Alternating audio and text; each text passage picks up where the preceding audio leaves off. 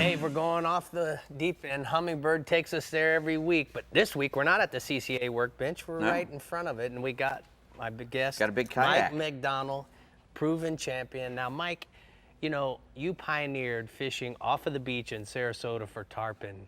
So tell us a little bit about what that entails. Paddling or pedaling? Well, back when I first started, it was strictly paddling, but now they've developed the pedal kayaks.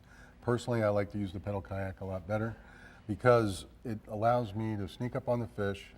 I have the use of my hands to fight the fish, make the cast, so on and so forth, and I can still, you know, use the rod to kind of steer me once I have the fish hooked.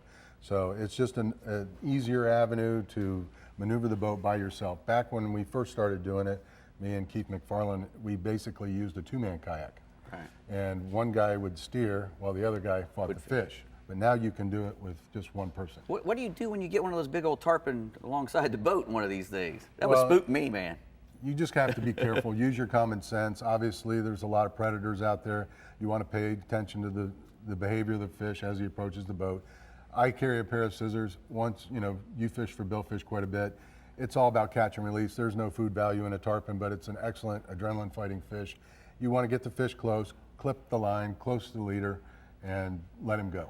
And Go ahead. What kind of gear are you using? Are you using some like a 6-foot rod, or this is a Kuma 6.5? When you move inshore, you like a shorter rod or a longer rod? When I move inshore, I like a shorter rod if I'm fishing like potholes. Offshore, for tarpon, I'll use a 7.5-foot rod, 8-foot rod. So Mike, I got a question for you. You know, you're talking about paddling, you know.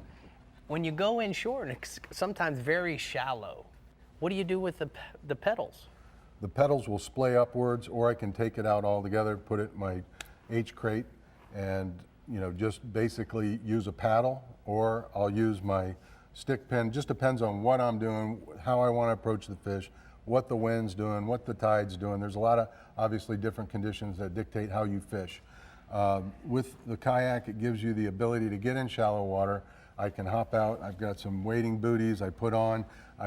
There's a lot of things I can do, but the most important thing, the kayak gives you the ability to have an economical way to fish, get a little bit of exercise, and actually you can catch a lot more fish personally, I feel. So positioning a boat, important? I know it is for us in the flats boats, so tell me about that. How do you do that? You mentioned that little pin up over there. Right, this is a stick pin.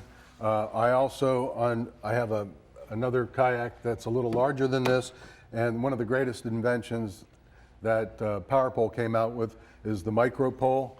And the micro pole allows me to basically use a remote control just like you would in a boat. But in this particular boat, I have a anchor trolley system. I can position anywhere on the boat. It just depends on which way the wind's blowing.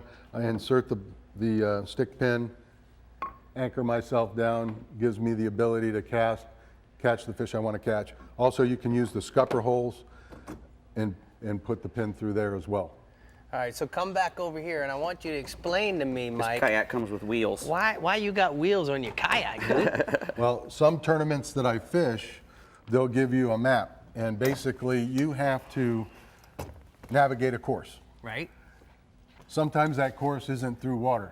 Right. You'll come to an obstruction like a beach or a road or something, and you can paddle 5 miles around to get to where you want to fish, or you can cut down that beach. So what I do is insert these wheels in the scupper holes. So it'll go through on the bottom. Right, and I can drag it like a wagon. Up, and that's on a wagon, and you just pull these pins and make them go through there to keep it from popping out if it's a bumpy road. Correct. I love it, man. You know what? These kayak guys, they got it going on. What do you think, Dave? Yeah. So, you know what, Mike? I appreciate it. Tell me quickly some of the titles that you've won fishing out of a kayak.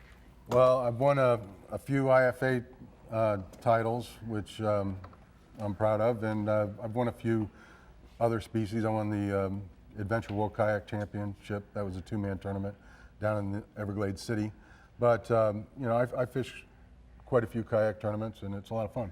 Well, champ, we appreciate you taking time out of your schedule and coming, telling us and teaching us more about how we can be more effective fishing out of a kayak.